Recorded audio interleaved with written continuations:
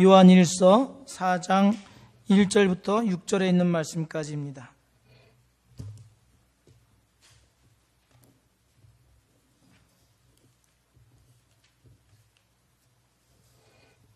저 한 절씩 교독할까요? 사랑하는 자들아, 영을 다 믿지 말고 오직 영들이 하나님께 속하였나 분별하라. 많은 거짓 선지자가 세상에 나왔음이라.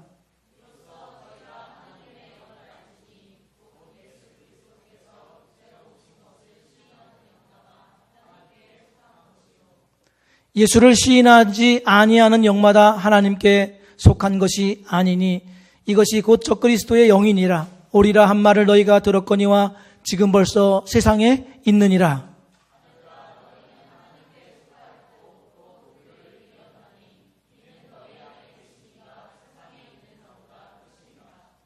그들은 세상에 속한 고로 세상에 속한 말을 하며 세상이 그들의 말을 듣느니라.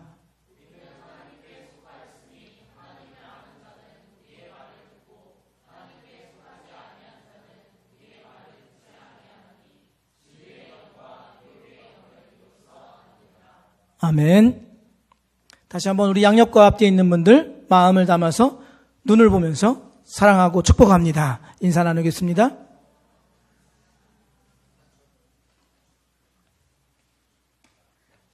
태훈 형제 외로워요. 여기 정현 형제 외롭고 좀 인사 좀 해주세요.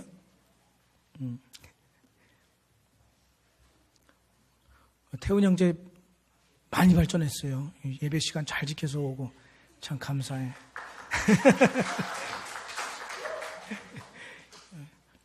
순 리더가 훌륭한 분 같아.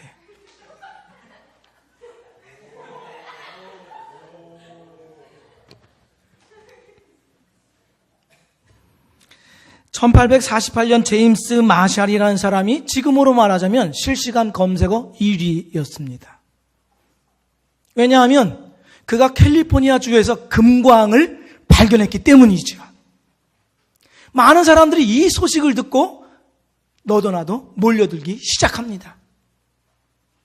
그러나 채금업자들에게 주의해야 할 것이 있었습니다. 그런 속담 아시죠? 반짝인다고 해서 모든 것이 금은 아니다. 우리 원래 예전에 성문 기본 영어 할 때 이런 속담 외웠잖아요. 네, 죄송합니다. 그와 같이 반짝인다고 해서 그것이 금이라는 것을 보장 못합니다. 왜냐하면 채금업자들이 모였을 때 강 기슭이나 바위 곁에 채광했던 그 장소들에서 반짝이고 금과 같이 보이는 것들이 있긴 했지만 그것은 황철광이라는 것이었기 때문입니다. 그래서 그것이 순금인지 황철광인지 구별해내는 것이야말로 이 채금업자들의 생계가 달려 있습니다. 노련한 채금업자라고 한다면 경험적으로 그것을 알아볼 수 있을 것입니다. 그러나 그것도 매우 부정확하고 누구에게 알려줄 수가 없지요. 그래서 개발하는 한 가지 방법은 뭐냐면 찾아낸 조각을 2로 깨물면 순금은 2보다 약하기 때문에 찌그러지는데 이 황철광은 단단해서 오히려 2가 상할 정도입니다. 그리고 또 하나의 방법은 하얀 돌 위에다가 발견해낸 그 조각을 긁어보면 순금은 노란색, 황철광은 암록색이 띄었습니다. 그래서 그들에게 있어서 순금을 찾아내는 것도 중요하지만 가려내는 것이 매우 중요했지요. 자기의 생계가 달려있기 때문이네요. 신자는 이와 같이 금을 찾아내는 사람처럼 이것이 가짜 금인지 진짜 금인지 분별해야만 합니다. 거기에 우리의 신앙이 달려 있을 수 있기 때문입니다.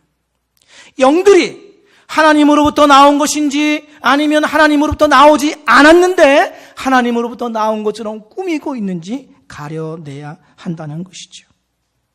만일 영들이 하나님으로부터 나왔다고 한다면 적극적으로 그것을 내 것 삼아야 할 것이고, 그렇지 않다고 한다면 그것을 경계해야 하고 거부해야 하고 버려야 할 것입니다.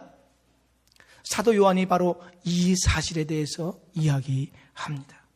그래서 오늘 본문에서 사도 요한은 거짓 영들이 이미 등장했다.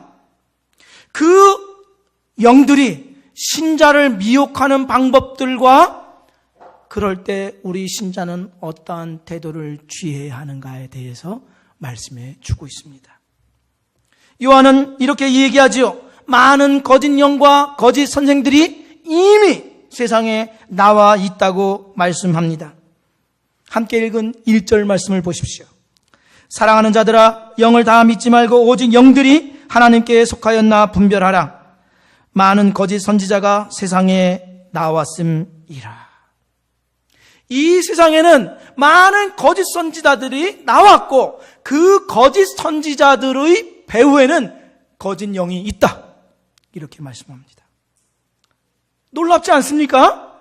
우리는 세상에 이러한 저러한 문제들이 많이 생겨나 있고 불합리하고 이해할 수 없는 일들이 일어나는 것을 우리는 알고 있습니다. 그러나 거짓 영들이 거짓 선생들의 배후가 되어서 그들로 하여금 사람들을 조장하고 그들로 하여금 미혹해 한다는 말, 왠지 우리가 친숙하게 들리지 않기 때문에 그렇죠.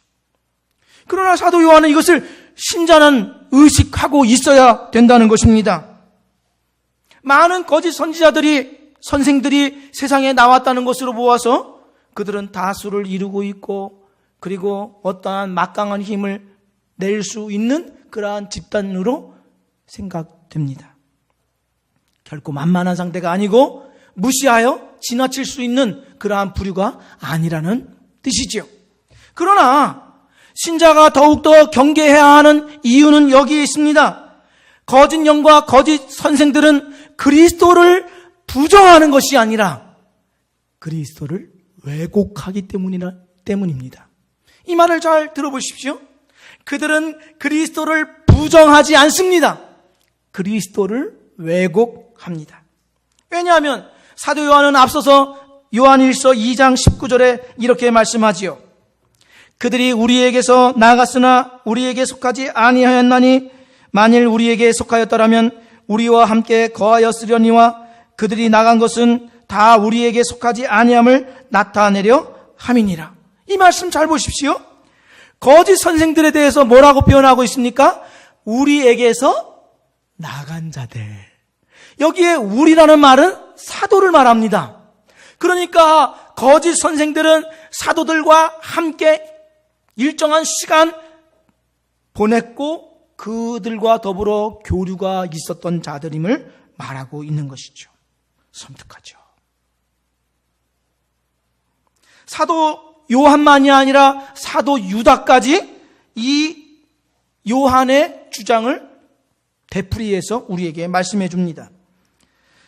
유다는 거짓 선생들에 대해서 유다서 12절에 이렇게 말씀하지요.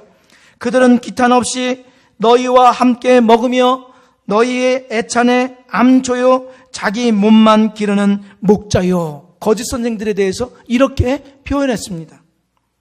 거짓 선생들이 뭐라고요? 암초라고 얘기했죠. 암초는 수면 아래에 숨어져 있어서 발견할 수가 없습니다.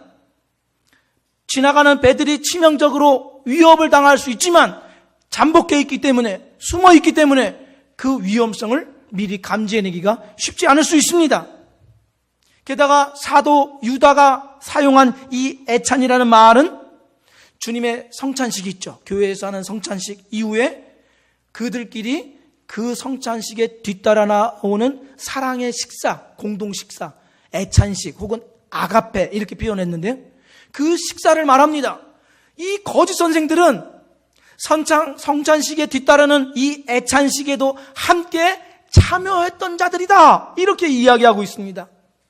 그러니까 그들은 그리스도에 대하여, 교회에 대하여 모르는 자들이 아니라는 말입니다. 알고 있는 자들, 친숙하고 익숙한 자들이라는 것이지요.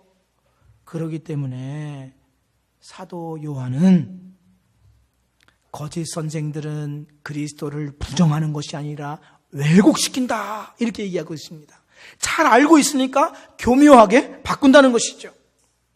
만일 악한 영이, 미혹의 영이 야, 저거 거짓말이야, 거짓 선생의 교훈이야 라고 단번에 누구라도 알 수 있는 그러한 가르침을 준다고 한다면 그 계략은 곧 실패할 것입니다. 성공하지 못하지요. 숨겨야죠. 트로이의 목마 아시죠? 트로이의 목마. 그리스 군과 트로이 군이 싸웠는데 그리스 군이 공성전을 벌이다가 10년 동안 성과가 없이 지쳐서 도망가려고 하다가 거기에 트로이라는 큰 목마를 놓아두고 자기의 군인들을 30여 명을 그 안에 숨겨두고 도망쳤어요. 그러니까 이 트로이 사람들이 우리가 전쟁에서 승리했다. 그래서 승리의 기쁨을 만끽하기 위해서 승리의 전리품으로 그 목마를 자기네 성 안에 들이지요. 한밤중이 됐을 때 그 트로이 목마에서 그리스군이 나와서 성문을 열어주어서 그리스군이 공격해서 이겼다. 상식적으로 다 알지요.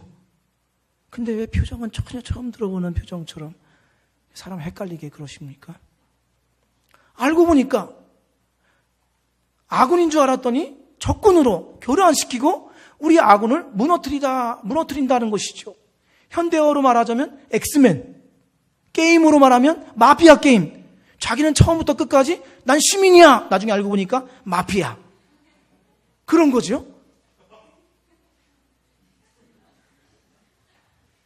마치 거짓 선생들과 거짓 영들이 이러한 교훈과 가르침으로 신자들을 위해하고 그들을 잘못된 길로 빠뜨릴 수 있으니 사도 요한은 이 말씀을 하고 있는 것입니다.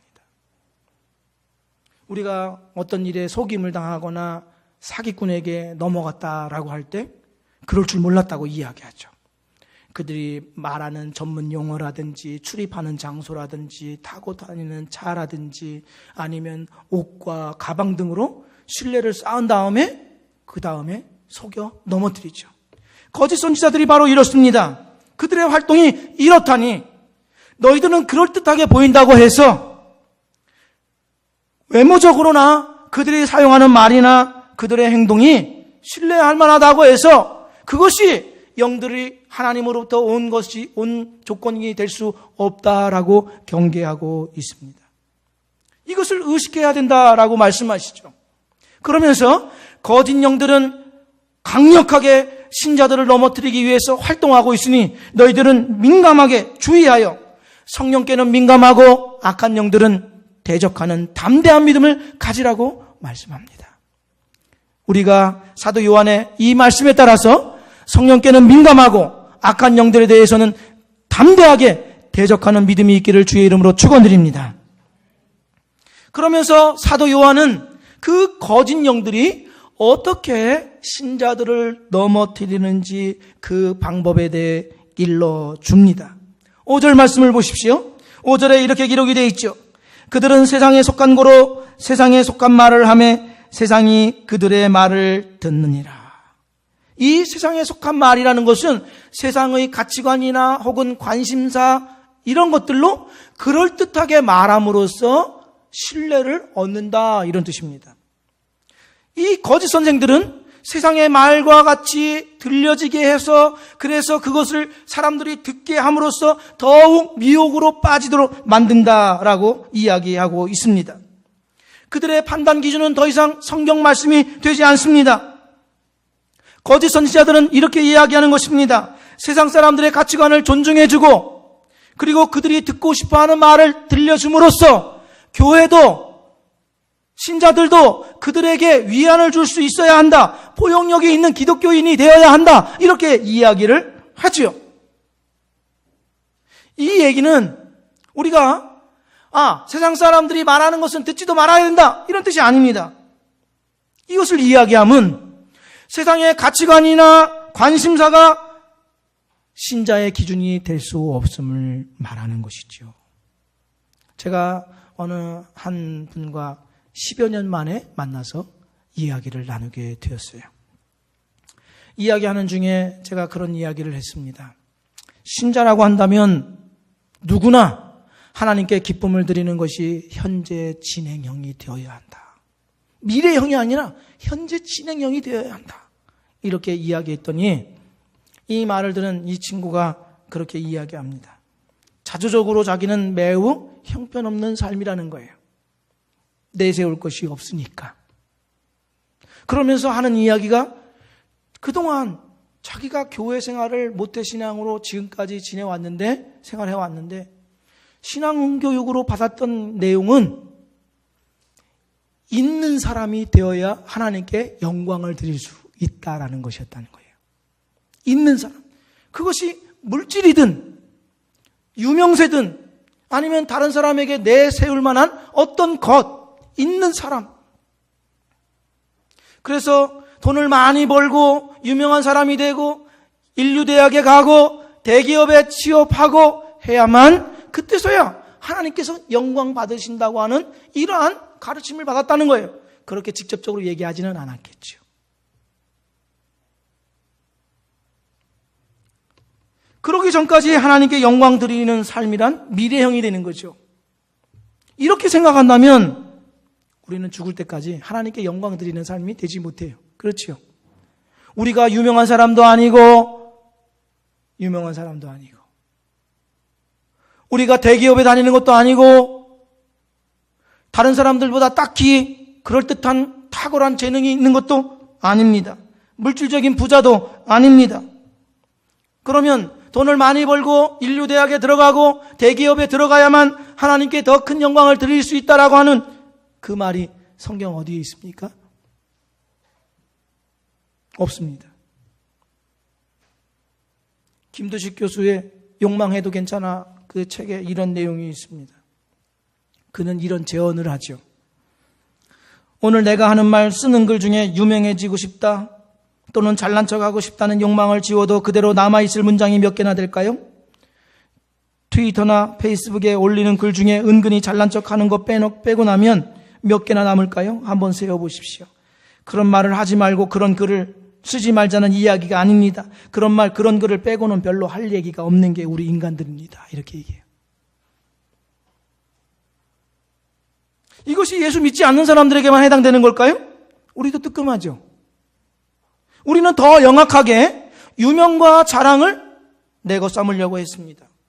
기독교라는 이름으로 하나님의 영광을 드린다는 이름으로 내가 원함을 채워왔습니다. 남들보다 돈이 더 많아야 유명세가 되어야 인류대학에 들어가야 대기업에 들어가야 하나님께 영광을 드릴 수 있다. 이런 말은 성경 어디에도 없습니다. 예수님께서 성육신하셔서 이 땅에 오신 이유는 우리를 죄에서 구원해 주시기 위함만이 아닙니다. 그것이 목적이라고 한다면, 그것만이 목적이라고 한다면 예수님은 어린 아기가 아니라 성인으로 오셔서 단번에 십자가에 죽으셔도 괜찮을 것입니다.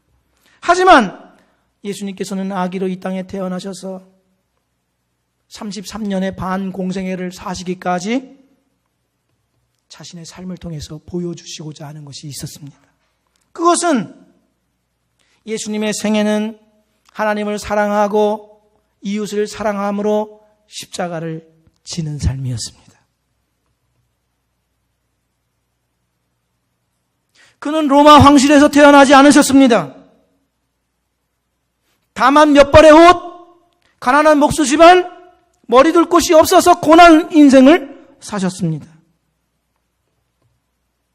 그것이 하나님의 뜻하신 바였고 예수님은 그것을 기쁘게 받아들이셨습니다. 이 말을 오해하지 말아야 합니다.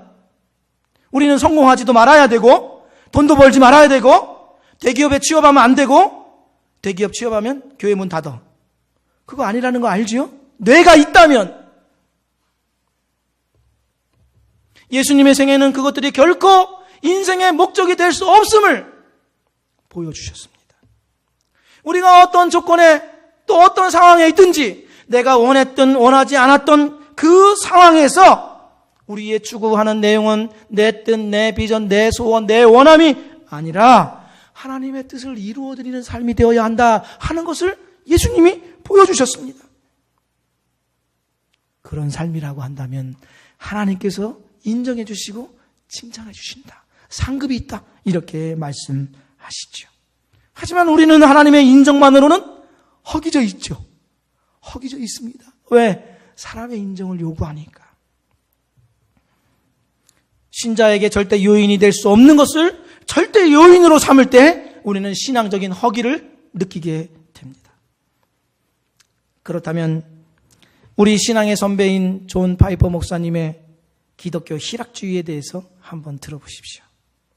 우리가 하나님에게서 가장 큰 기쁨을 찾을 때 하나님은 가장 크게 영광 받으신다. 그러면서 그는 또 이렇게 말하지요. 진정한 예배에는 두 가지 태도가 있습니다. 하나님을 기뻐하거나 그 기쁨이 없는 것을 회개하는 것입니다. 우리의 참된 기쁨은 하나님께 있습니다.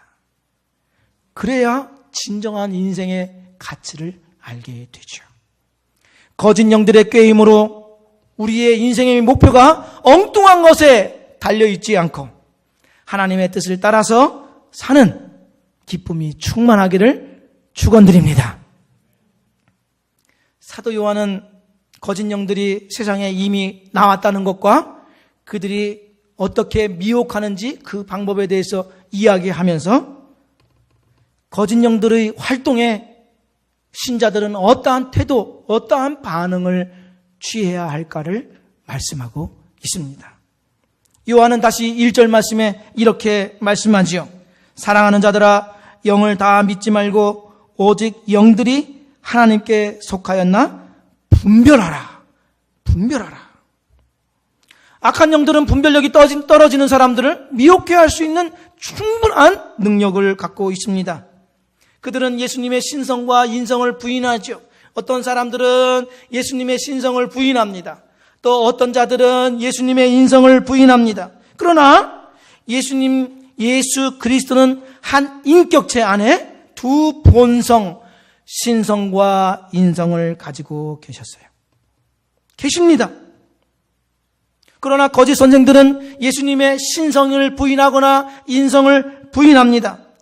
하지만 사도 요한은 뭐라고 말합니까? 영원한 생명을 만졌고 보았고 사귀었던 그 요한, 나는 예수님은 완전한 신성과 완전한 인성을 가진 예수 그리스도다. 그분이 이 땅에 오셨다고 증언하고 있지요.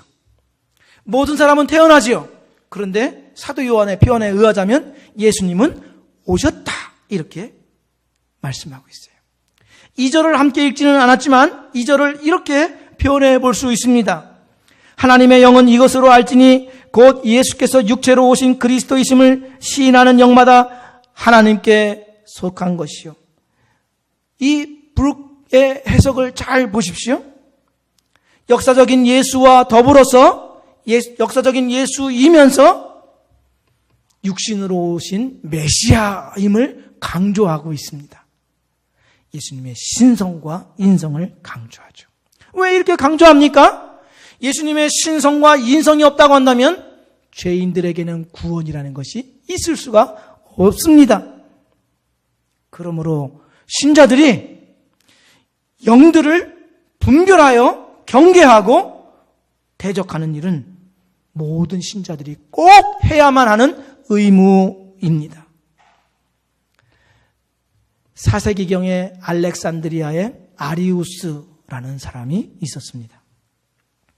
이 아리우스는 예수님이 하나님과 동일 본질이 아닌 피조물이라고 주장했지요.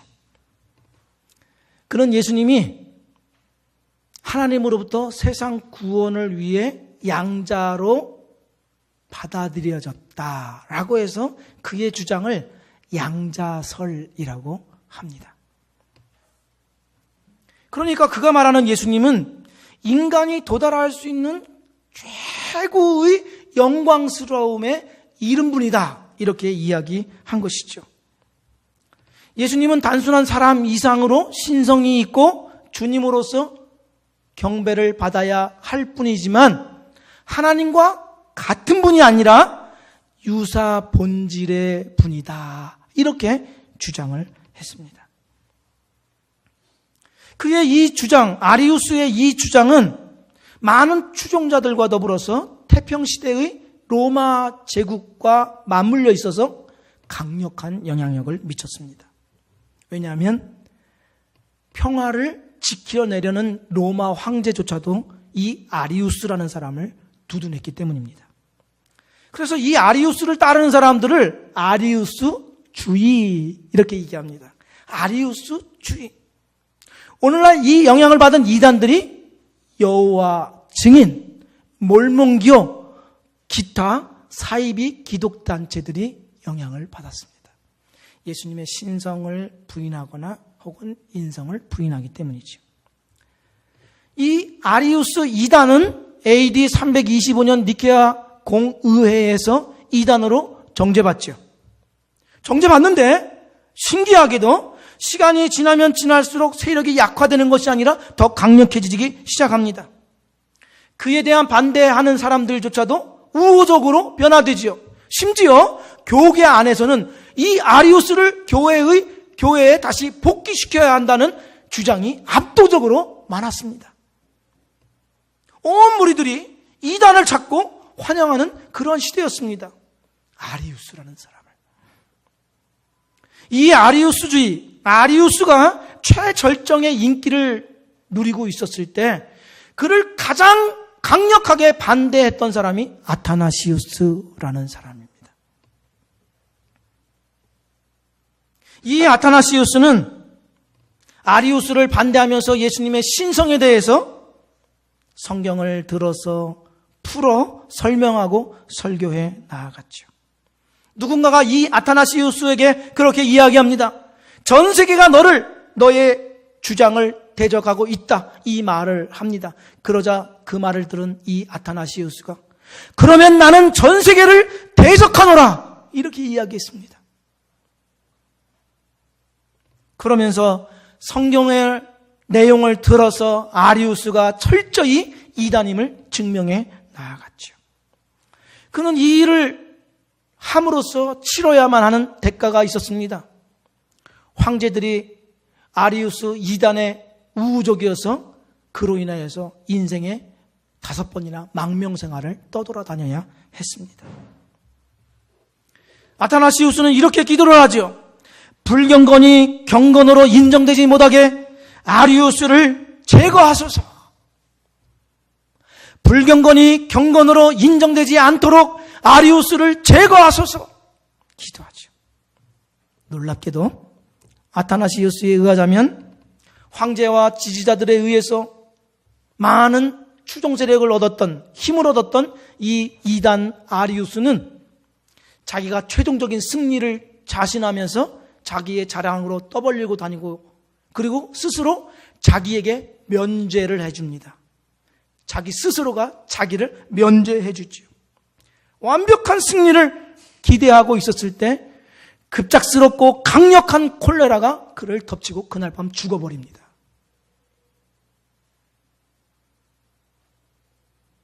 한 사람의 신실함, 진리 지식에 대한 신실함, 진리 지식에 대한 헌신이 뒤바꿔 놓은 사건이었습니다. 교회사에 기록되어 있죠. 우리 시대의 교회가, 성도가, 신자인 우리가 제대로 된 힘을 발휘하지 못하는 이유가 여기에 있습니다. 예수 그리스도가 우리는 참 하나님이시며 참 인간임을 믿습니다. 그러나 그 믿음, 그 진리의 빛을 밝혀 비춰줄 헌신, 대가 치름이 없습니다. 진리 지식에 상응하는 생활이 뒤따르지 않는다는 말입니다.